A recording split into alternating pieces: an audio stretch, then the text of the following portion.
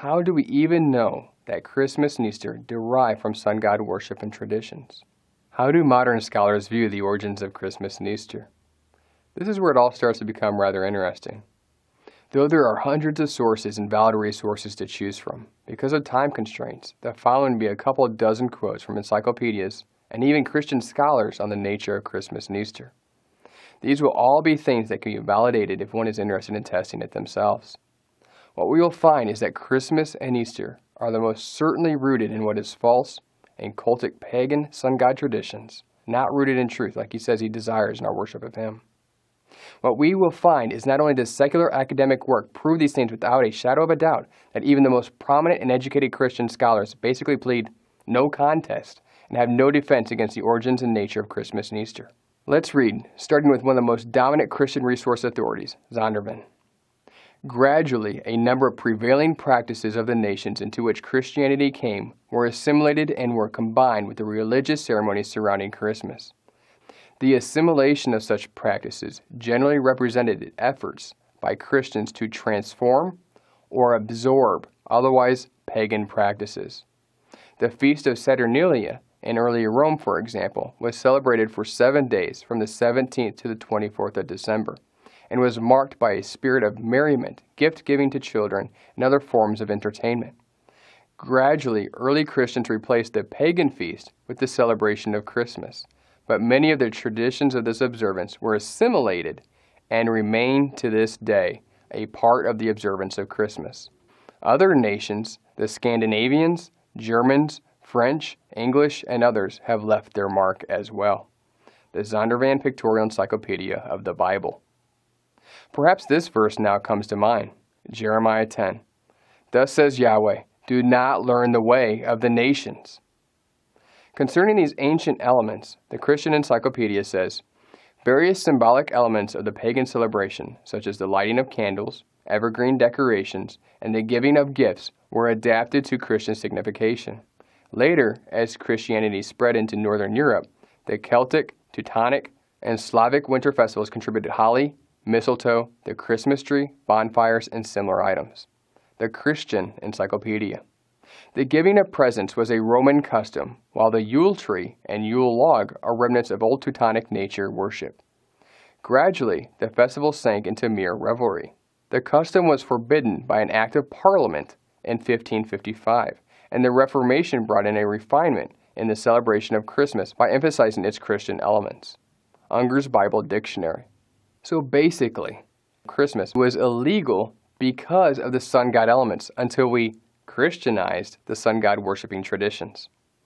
The observance of December 25th as a Christian festival only dates from the 4th century and is due to the assimilation with the Mithric festival of the birth of the sun. World Popular Encyclopedia, Volume 3. So now you know why the date December 25th was chosen. Not because our Messiah was born on that date, but because the sun god Mithra was born on that date. There is substantial evidence that Yeshua was not born in December, but born in the fall, likely on the Feast of Sukkot. Eventually, we realized that the early Roman Catholic Church could not discontinue the pagan sun god practices. So they adopted the practice themselves, completely giving into the, if you can't beat them, then join them approach. Let's continue. The transition from festivals commemorating the birth of a sun god to the celebration ostensibly for the Son of God occurred sometime in the 4th century. Unable to eradicate the heathen celebration of Saturnalia, the Church of Rome, sometime before 336 AD, designated a Feast of the Nativity to be observed. James Taylor, Christmas in the New International Dictionary of the Christian Church. Christian scholars are clear that they understand how the sun god practices and days became part of the Christian faith. They don't deny it. Many of the customs associated with Christmas also took their origins from the heathen observances. The exchanging of gifts, extravagant merriment, and the lighting of candles all have previous counterparts in the Roman Saturnalia. The use of trees harkens back to the pagan Scandinavian festival of the Yule. James Taylor, Christmas, in the New International Dictionary of the Christian Church. On the Roman New Year, houses were decorated with greenery and lights, and gifts were given to the children and the poor. To these observances were added the German and Celtic Yule rites, food and good fellowship, The Yule log and the Yule cakes, greenery, fir trees, gifts, and greetings all commemorated different aspects of this festive season. Fires and lights, symbols of warmth and lasting life, have always been associated with the winter festival, both pagan and Christian. Encyclopedia Britannica. December 25th, the birthday of Mithra, the Iranian god of light, and the day devoted to the invincible sun, as well as the day after Saturnalia, was adopted by the Roman Catholic Church as Christmas, the Nativity of Christ, to counteract the effects of these festivals. The New Encyclopedia Britannica. Christmas, it was, according to many authorities, not celebrated in the first centuries of the Christian Church, as the Christian usage in general was to celebrate the death of remarkable persons, example, Passover, death of Christ, rather than their birth. A feast was established in memory of this event, the assigned birth of Jesus, in the 4th century. In the 5th century, the Western Church ordered it to be celebrated forever on the day of the old Roman feast of the birth of the sun, as no certain knowledge of the day of Christ's birth existed. Encyclopedia Americana. The idea of using evergreens at Christmas also came to England from pre-Christian Northern European beliefs. Celtic and Teutonic tribes honored these plants at their winter solstice festivals as symbolic of eternal life, and the Druids ascribed magical properties to the mistletoe in particular. The Encyclopedia Americana International Edition.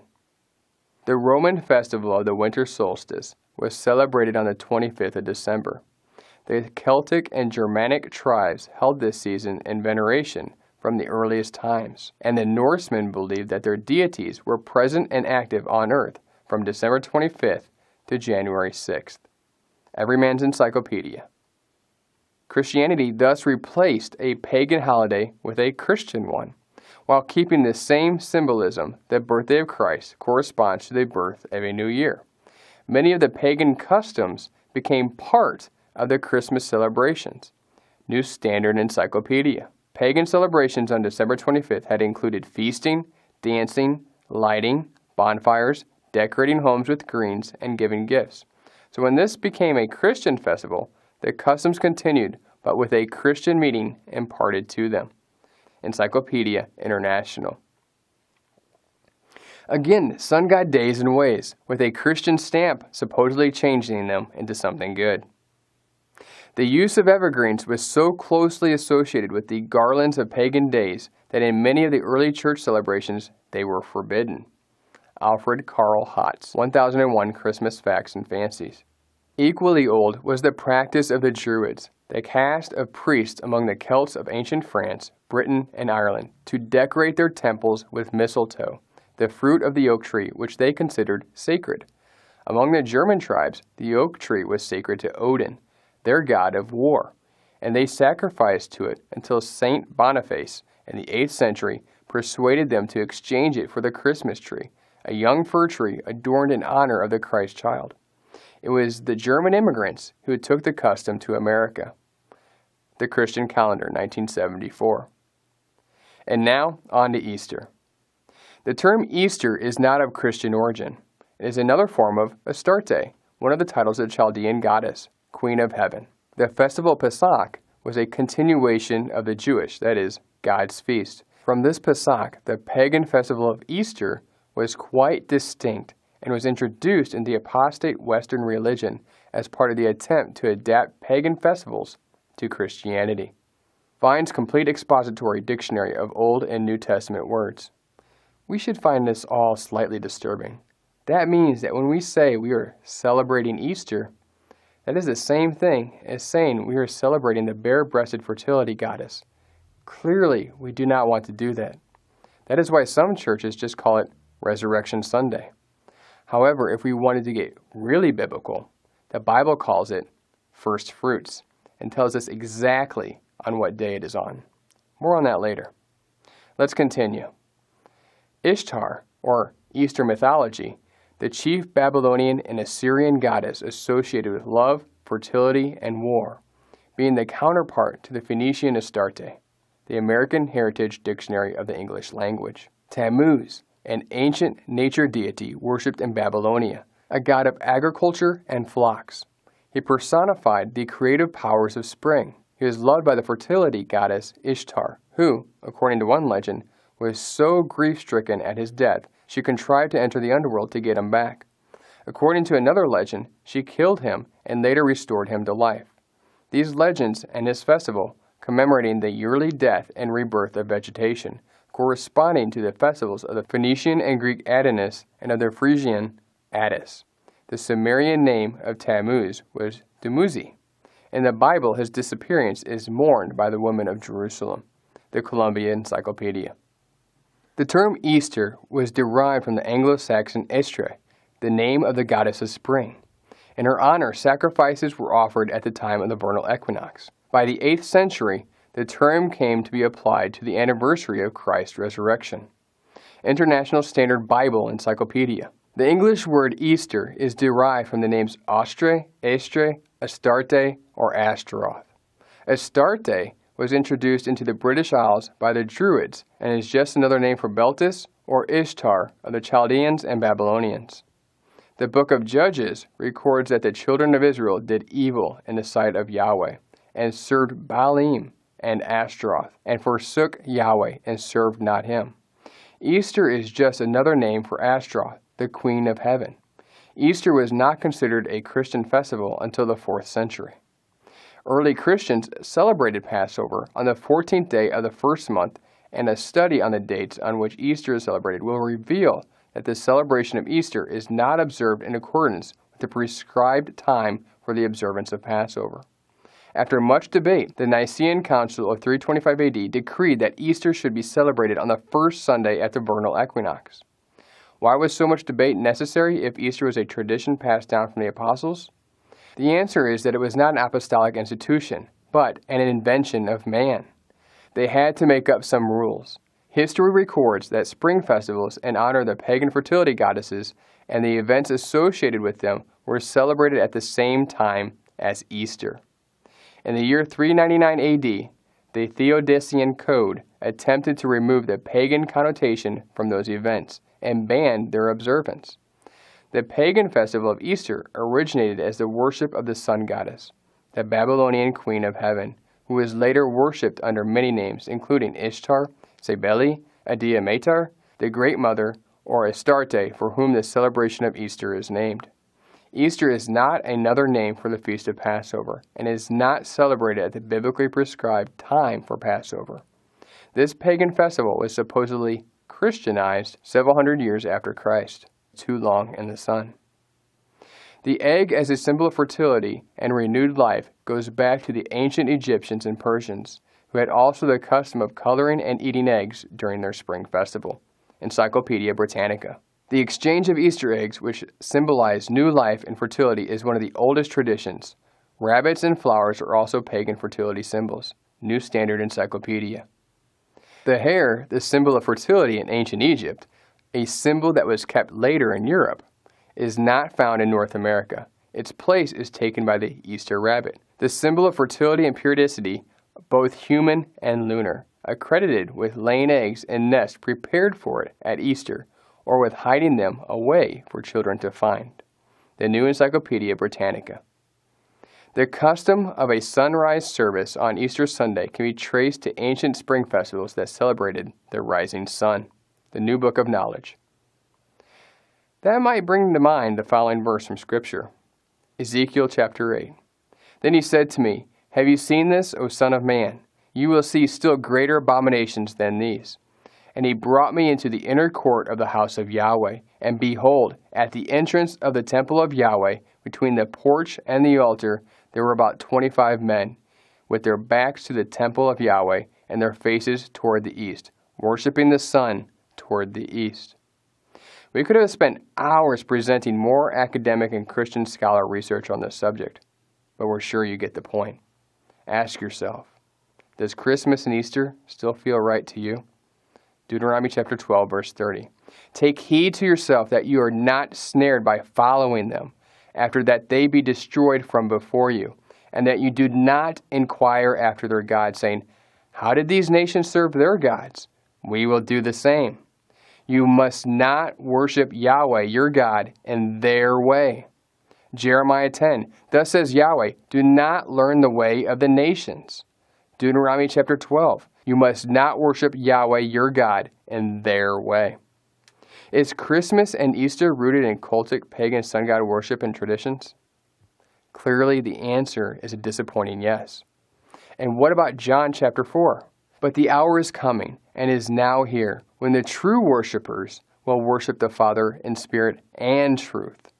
For the Father is seeking such people to worship Him. God is spirit, and those who worship Him must worship in spirit and truth. Is Christmas and Easter rooted in what is truth or rooted in what is false? Clearly, they are both rooted in what is false. This means that anyone teaching from the pulpit likely knows all of this. There is not many that even attempt to suggest that Christmas and Easter are derived from godly origins. Nearly everyone who has entertained an ounce of study on these matters knows that Christmas and Easter are purely the result of sun god ways and traditions. The only thing that changed was the name of who was being worshipped and the supposed symbolic meaning behind the traditions. Meaning this, the sun god days and traditions of what became Christmas and Easter were clearly changed in the sense of what they mean to us. But does that mean that we can change what it all means to God? Is it alarming to realize that Yahweh, who says He does not change, said He hates being worshipped with sun god traditions, yet that is exactly the nature of Christmas and Easter? That leads us to the second part of this teaching. How is it that all of this is so well known, but Christmas and Easter still continue amongst those in the faith? Yeshua even had words for those who continue to promote and practice such tradition despite what is written in the Word. Mark chapter 7. And He said to them, you have a fine way of rejecting the commandment of God in order to establish your tradition. Verse 13. Thus making void the word of God by your tradition that you have handed down, and many such things you do. How is all this rationalized? Why is this all not a big deal? The answer lies within the same deceit that the adversary has presented to God's people from the beginning. God really didn't mean that you would die if you would eat the fruit. Meaning this, God doesn't really mean that He doesn't like being worshipped like pagan sun god ways and traditions. Or perhaps, God really didn't mean that He only wants to be worshipped in spirit and truth. He's okay with what is false. Supposedly, these things no longer matter to God. So then, of course, it shouldn't matter to us either. Let's consider some dominant examples of this way of thinking.